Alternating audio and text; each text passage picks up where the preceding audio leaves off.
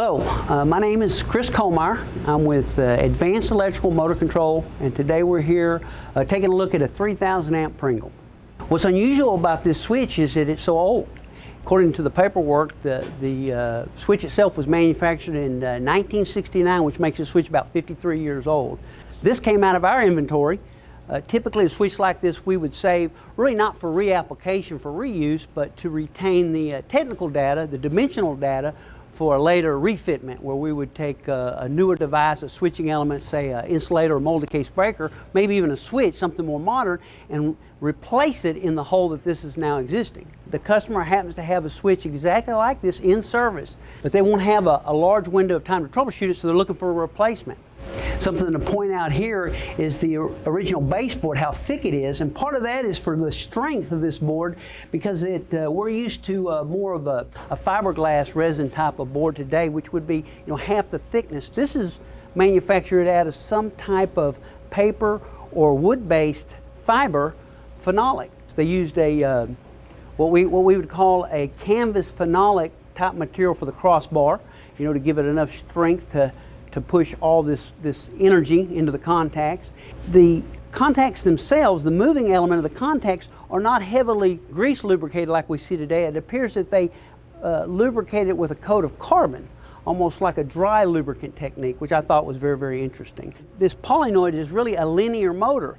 So where we're used to seeing the heavy solenoids that operate at a high amp, usually a DC voltage, that had a very limited stroke due to the magnetic field, for that short coil, this has a progressive field. It's just phase after phase after phase, acts just like a motor, but instead of rotating, it runs down a straight shaft. To do a close operation, this thing has an interlock, an electrical interlock. And so when you press this button, it should cut off all the electrical operation to the device. And then to close it, you'd probably want to be as swift as possible closing a device like this. This is actually a slow close device. A modern Pringle switch would have a stored energy mechanism that would really charge the springs, and you'd get to a point of release and the springs would take over and close the device. So you couldn't close it as slow as the operator. This device, like I said, will open and close as slow as the operator. So we can open it, we can close it, but probably you either got to be really quick or you're doing it for maintenance purposes only, All right, but the way this breaker or switch was intended to operate was electrically. So we're going to operate electric, close operation, nice and snappy. Open operation, equally quick. Let's close it one more time. Quick close operation. Now the overcurrent protection on the switch would have been provided by the fuses, which would be the short circuit and overload protection.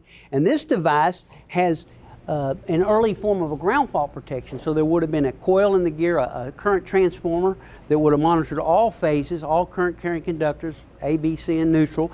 And when it produced a certain voltage, it would put certain amps, it would transfer that amps back to this device. And we tested this device, and at 7.5 amps it picks up. So a 1200 to 5 amp current transformer, somewhere in that 1600 amp range, it would have tripped this device. A low energy trip, which is something we didn't see in a lot of early devices. So this is kind of the early attempt at it.